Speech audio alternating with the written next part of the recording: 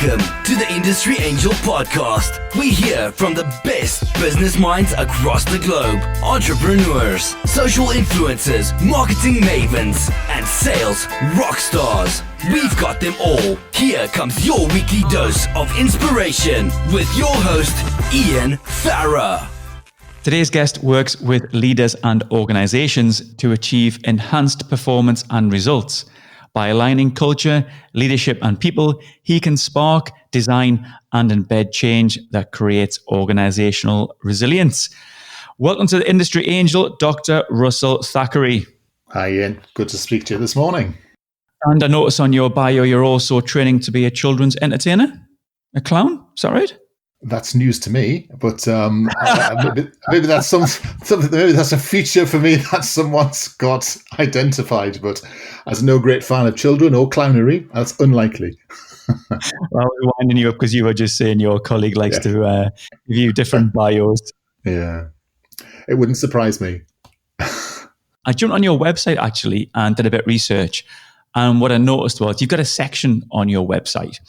And it was all about your articles, which are tagged in a kind of word, like a word cloud. And the biggest word is resilience. Yeah. And all your articles, the most used word. So I'm guessing this is something you're super passionate about. And it's something we hear quite a lot now adopted in business. It becomes a word that we're quite used to hearing. So why don't we start there, if that's okay? What is resilience, Russell? Well, resilience is just a word which actually is an engineering term. And actually, if you think about a lot of psychology, words like stress, burnout, resilience were all sort of coined in the sort of manufacturing era when psychology was actually getting to grips with the workplace aspect of mental health. And so psychologists like myself use these words a lot. And all resilience is that when pressure is applied to something, it bends. And the elasticity of whatever the thing is that's bending and its ability to bounce back from that pressure is what's described as its resilience. And so it's actually quite straightforward to start thinking about those terms and start thinking, well, actually, if I'm a human being and there's pressure in my life, I have stress in my life, and my ability to deal with that stress and bounce back from difficulty is what I can call my own personal resilience. And so the idea of personal resilience is this idea that you can weather the storm, that, when things get tough, you can sort of cope and thrive. But also when it all goes wrong and you fall apart, that you can bounce back in such a way that you're more successful than you were in the future, than you had been in the past, I should say. So this idea actually gets adapted, and we use the word, we bounce forward rather than bouncing back. And so what we're thinking about in terms of resilience, it's something that's an individual has, it's something that teams have, it's something that whole organizations have. You'll find that there are businesses at the moment that are going out of business because they don't have the capacity to have resilience, because perhaps they've not invested, they don't have cash, they don't have the people or the resources in place to help them thrive when things get tough. Now, the other thing, of course, about resilience is that you've got to have the imagination, innovation to come back. So you've got to be able to have the resources and the wherewithal to have the ability to think and figure out where you've gone wrong, take accountability for that, and then fix things by using your imagination, your ingenuity, and your creativity. So when you put the whole thing together, it's got lots of different moving parts. And that reason I'm passionate about it is actually it's all of psychology. Because if you think about most of human performance, it comes from either your psychology or your skills. And if you want to improve someone's performance really, really quickly, you look at the skills. But if that's not just working, you need to be able to look at that sort of psychological dimension. And resilience is part of that psychology of human performance. There was so much in there. Thanks. So I tell you, I loved bounce forward. I love that, because we all talk about bouncing back from this, don't we? But bouncing forward, what did you mean specifically by that, Russell? Well, the thing is, it's a bit like sports people, isn't it? When there used to be a famous sportsman who he was called Sick Note, as I remember. And he used to go off and was sick, and he used to come back and he was never any better. There's no point in, being off work, coming back and just being the same as you were before. That's not real resilience. That's just coping. And the idea of bouncing forward is that when you come back, you're somehow better because you've learned the lesson. You've learned the lesson of why you lost your resilience in the first place, and you've used a little bit of imagination and creativity to re-engineer the way that you come back. Talib, is it Yassim Talib, the guy who wrote The Black Swan? He talked about this idea of anti-fragile.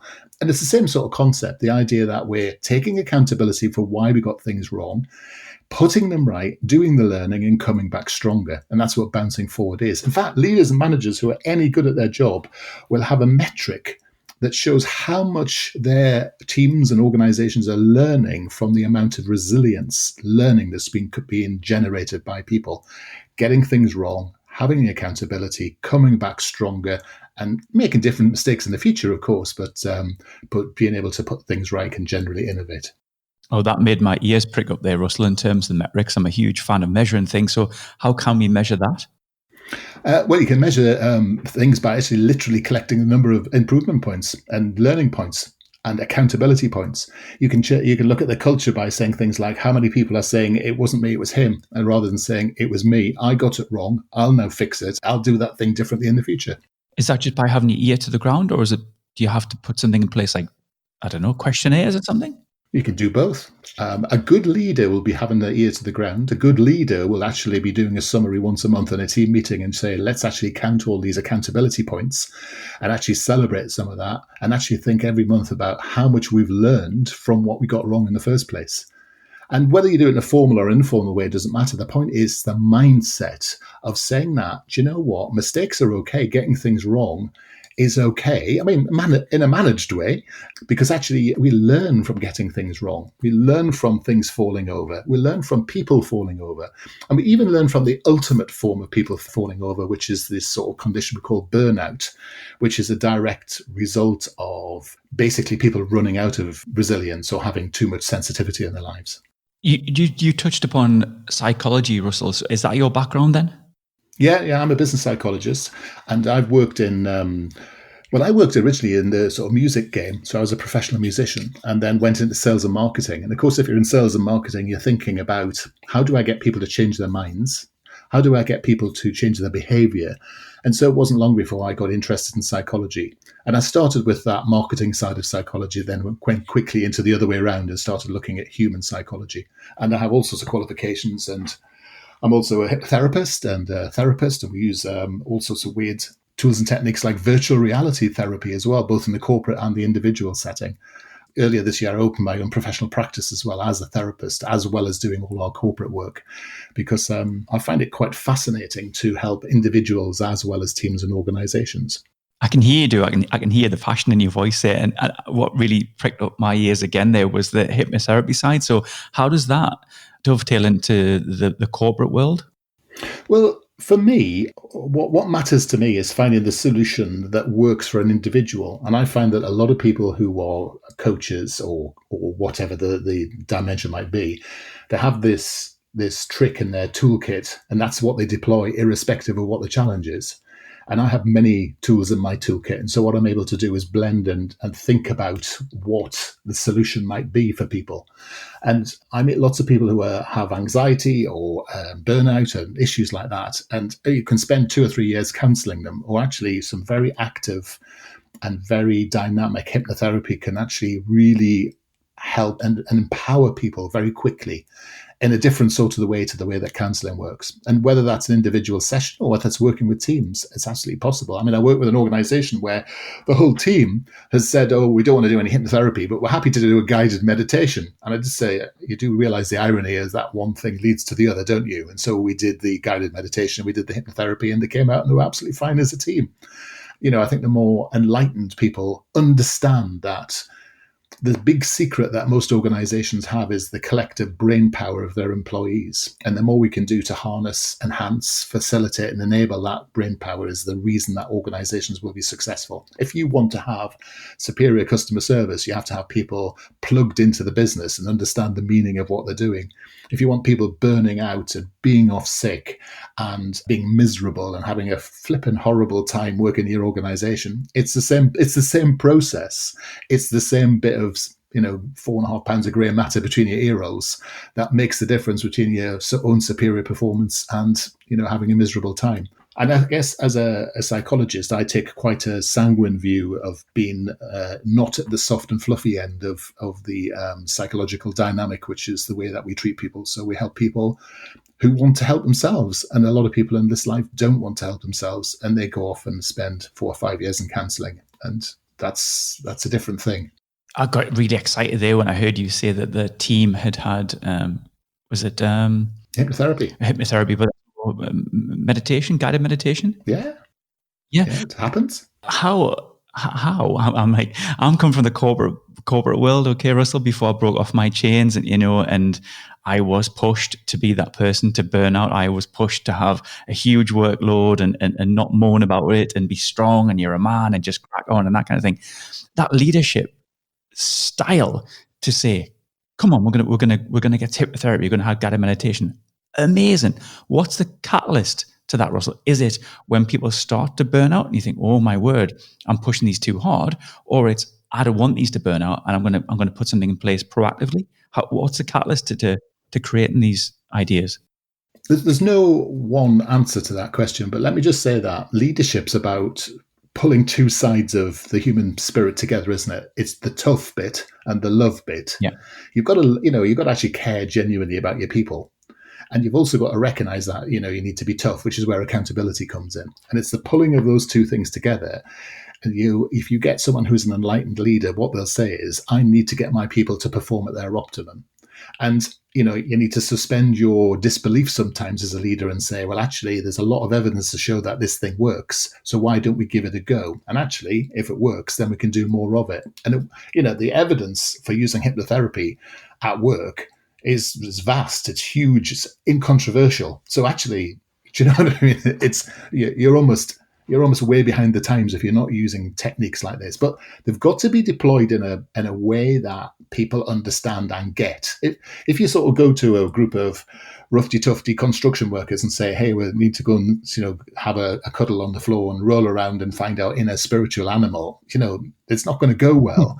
So you've got to work with people who are capable of, if you want to do that, you can, obviously, but you'll find that the context and how you use hypnotherapy in work or coaching or any of these other techniques can be used in a very dynamic way, in a very sort of constructive way and linked to science. Most people, when you talk to them about the science of what's going on, are actually very interested in how things work. And I work with a lot of men, and being a guy myself helps that sometimes. And I talk a lot about the science of how our brains work, the neurochemistry of what's going on inside our heads. And people say to me, oh, men never talk, men never show their feelings. And we all know that's utter baloney, because men do, but in a different way to women. And that's the thing that people forget. And things like hypnotherapy and coaching and such like can help guys get to that point. Now, to your point about burnout, if you want to maintain productivity and, satisfaction, engagement, such like, these are measures which are positively correlated with world-beating approaches with sport or organizations that use these types of methodology. You've got people at the moment who are, I was down at a restaurant quite recently in Newcastle, and they're all running around like mad things because they're understaffed. And I said, well, do you get a break? He said, no, we don't get a break for 12 hours. And I said, well, how are you? And he said, well, absolutely worn out. And I said, well, have you noticed what happens when you have a break? And she said, yeah, what we do is we come back and we're faster, we make fewer mistakes, and we're more efficient. And so I went and had a chat with the manager and said, why would you not be doing that? And he said, well, actually, because I thought, if we just kept them working, that would be better. Because if they stopped, they wouldn't want to come back again, because we didn't want to give them time to stop and think. And, there's a lot of misinformation. There's a lot of science which is new around this area, which people just haven't got to grips with yet. Simple as that. So that points to culture for me. So you've got an organisation, Russell, who've always done it this way, and then, forgive me here, but you people might think, oh, hypnotherapy and meditation's a bit woo-woo, I don't understand it all. How can then somebody flip a culture and embrace that without scaring the team or? Well, it isn't the place we start. Okay. That's the key. So when I work with organizations, particularly, listen, we're doing some work on leadership. That wouldn't be the place you start, but it may well be the place you get there. But you only get there if it's relevant. I mean, just because I'm a hypnotherapist doesn't mean that I deploy hypnotherapy, whether you want it or not. Yeah. Much more is usual is the fact that we're doing team working, we're doing cultural change, we're doing mindset change, we're doing the psychology of change rather than just using a technique. Because hypnotherapy is simply a technique. I mean, I use other techniques which are linking brain power to the ability to move things without touching them. I mean, that's a freaky deaky one. You start that with a team building session where they're all doing that as races, and then you suddenly realize that the way you use your brain actually creates waves that can be picked out and harness bits of technology. But again, you don't start there. That's where you finish up. You use virtual reality in therapy and such like. Now, that you can't do that with a group of people in a room, but you can do that with individuals. And I've often found that I've got someone whose resilience has been harmed because they're very anxious or they're frightened, and the work-based setting for that might be having to do a lot of public speaking or something. I can put a virtual realities headset on them, put them into a situation when they're about to do a presentation where they've got a room with lots of people in front of them in virtual reality, and I can do therapy and coaching work with them there and then and fix that really, really quickly. It's about having many things in the toolkit. And the problem with things like hypnotherapy is there are a lot of people in the world who can only do hypnotherapy. And without hypnotherapy, they can't do anything. Whereas our practice is very much based on the idea that it's just another tool in the toolkit. We start with the big psychological stuff and then work our way into just what a solution might be. Hypnotherapy is very good for example, someone that's gone through burnout who wants to reset and meditate and actually change the way they think about things, because it's quite good at brainwave manipulation, such like. And you might actually have a look at some of the ingrained reasons why you might have been susceptible to anxiety in the first place, and maybe some of the things around your own high sensitivity that people might have. But you wouldn't use it all the time, nor should you, nor must you. So some of these techniques and things we've spoke about, I'm going to take this right back to brass tacks, Russell. Why do we do it? Is it a productivity thing, like you've said there about the restaurant example you gave? Is it just loving your team and not wanting them to burn out and trying to open their minds to different things? Why should we do this? Because human beings need to perform, and that's really interesting, isn't it? They find performance comes from meaning. Burnout comes from a lack of meaning in work. Productivity is the key metric of performance. All of these techniques about doing enough of the right things. Many organizations have people doing insufficient amounts of the wrong things, and that's okay. But actually what we tend to find is we've got the right things, but we're just not doing enough of it. The reason that we fix mindset, the reason that we fix catastrophizing thoughts, the reason that we fix people who are worried and not sleeping in the middle of the night because they're anxious or ruminating about the thing that did that day, is because they come to work the next day, they're tired, they haven't slept enough, and their productivity drops. Their ability to create drops. Their ability to work on big projects and come up with the sort of insights they need to work quickly and effectively is compromised. I mean, it's really one of those quite peculiar things that the phasing of how we do work affects our ability to do the sort of work we're doing. So, for example, we tend to be better doing deep work in the mornings, we tend to be better doing admin in the afternoons, and we tend to be better doing creative tasks towards the end of the day. It's one of those things that tends to work. You notice the word tend, not everyone's the same, but tends. And yet the way that work's often structured in offices, that you get in, you spend the first 2 hours of your day dealing with what Fred said in an email yesterday, what your boss thinks because they need some information sent over. And that power of your mindset to be able to do deep work is lost in doing administrative tasks that should have been done in the afternoon.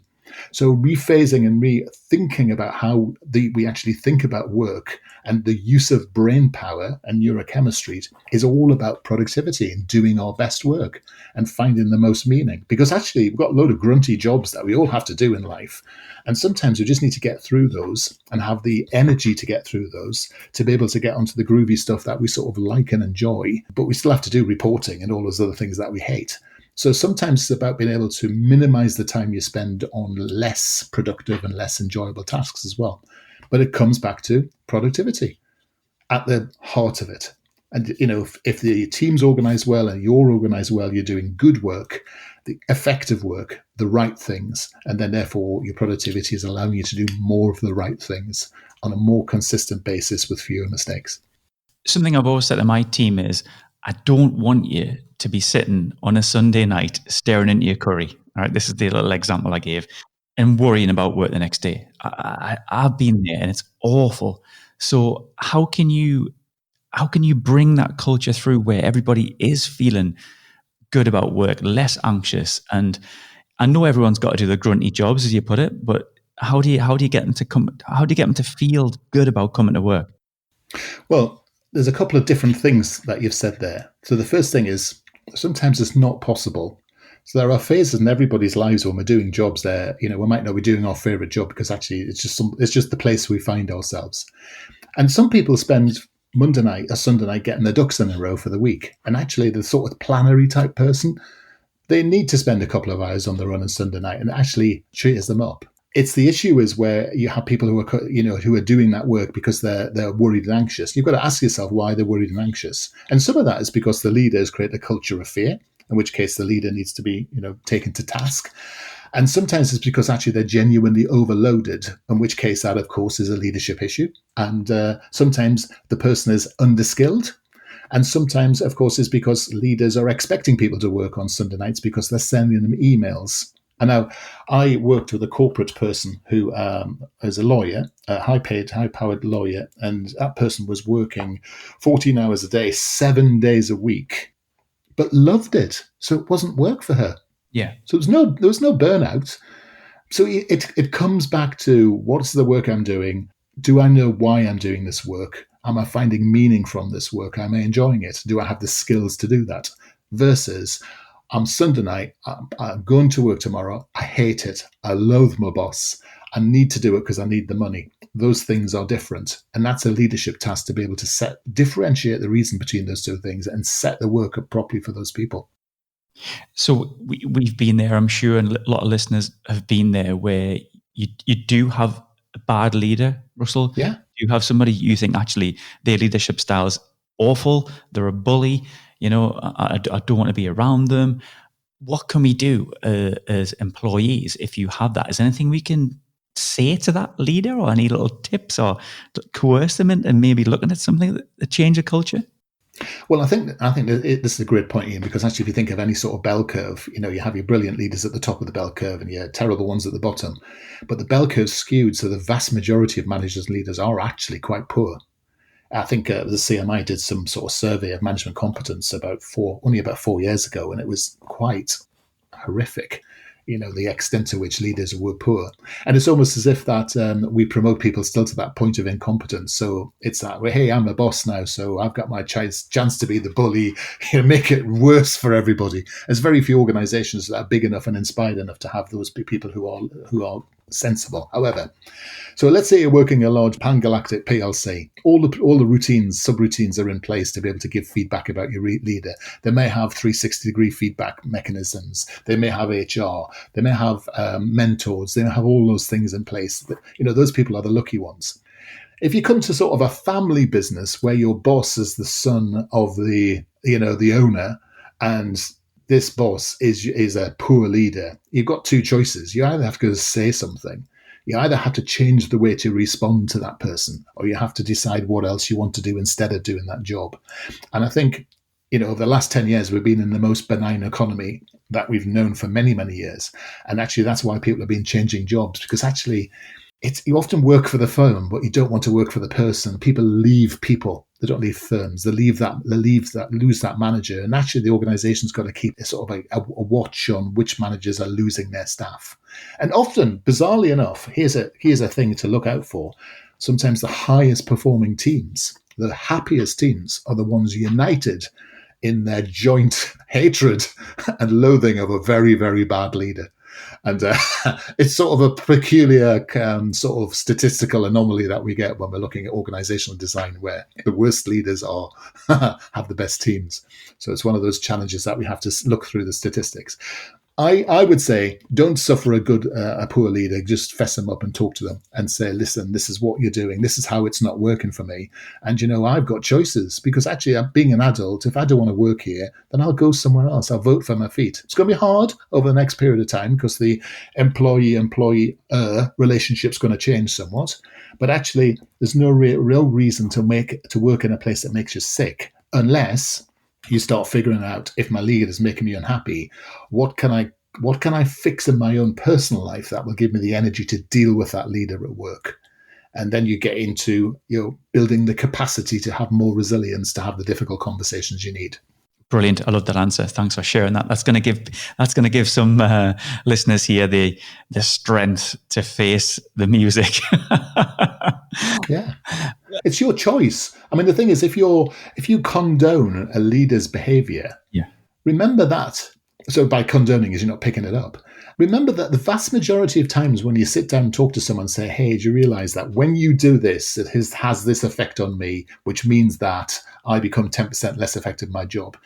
Most leaders will go, oh, sorry, I didn't realize. Okay. And that's really, the evidence of that's overwhelming. And it's because no one says anything, because we're sort of in a context at the moment where leaders don't give feedback in case it hurts your feelings. We don't talk to our leaders in case it hurts their feelings. And we're all dancing around being terrified to hurt everybody else's feelings.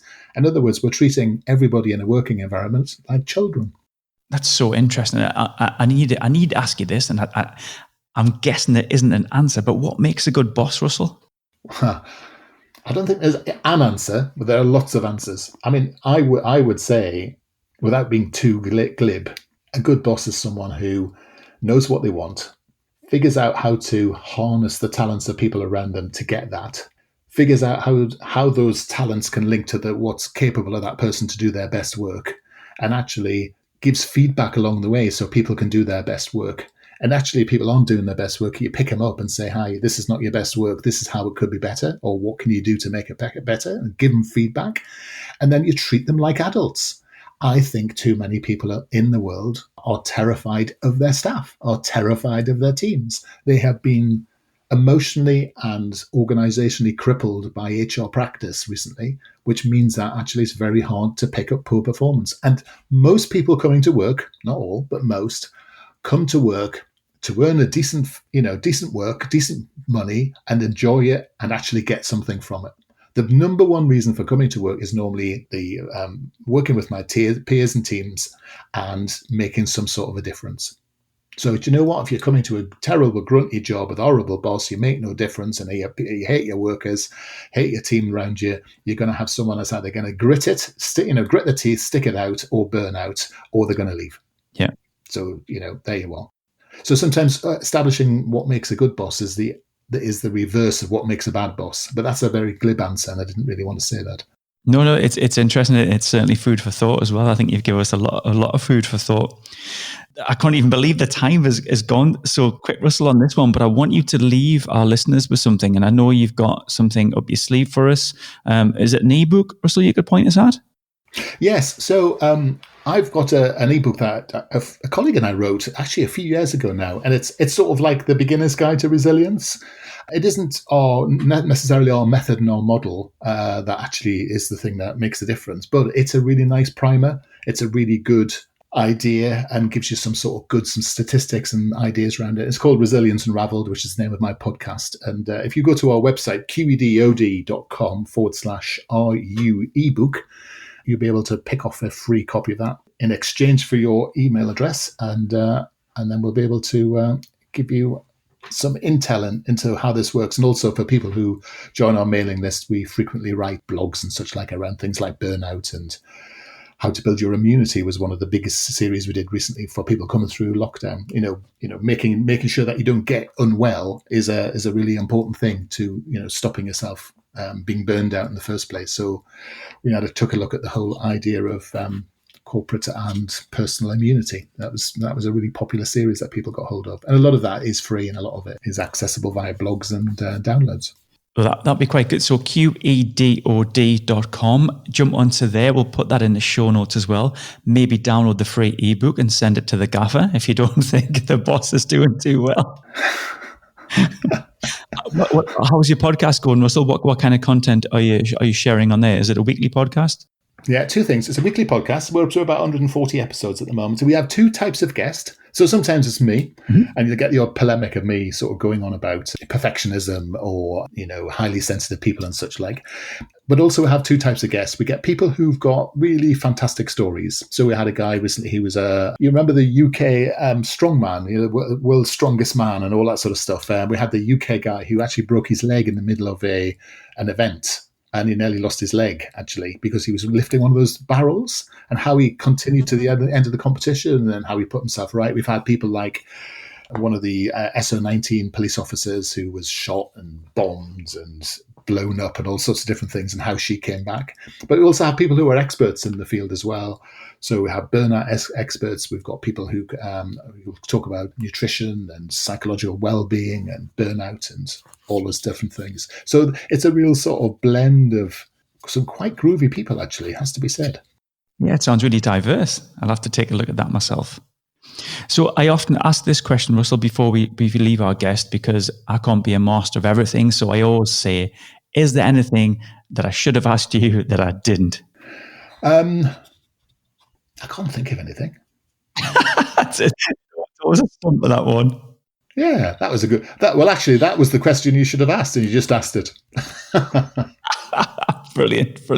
Well, listen, I'm going to put all that in the show notes, the QEDOD.com link to the ebook, and we'll link up to your podcast as well. Russell, that's been absolutely fantastic. I really enjoyed that personally from my point of view as well. We discussed offline about my burnout situation as well in the past. So I'm going to definitely check out the podcast. I encourage our listeners to do that as well. So thank you so much for your time, Dr. Russell Thackeray. You're absolutely welcome. And feel free to join me on LinkedIn as well if anybody wants to look at my work as well. So feel free for that. So thanks ever so much, Ian. Excellent, Russell.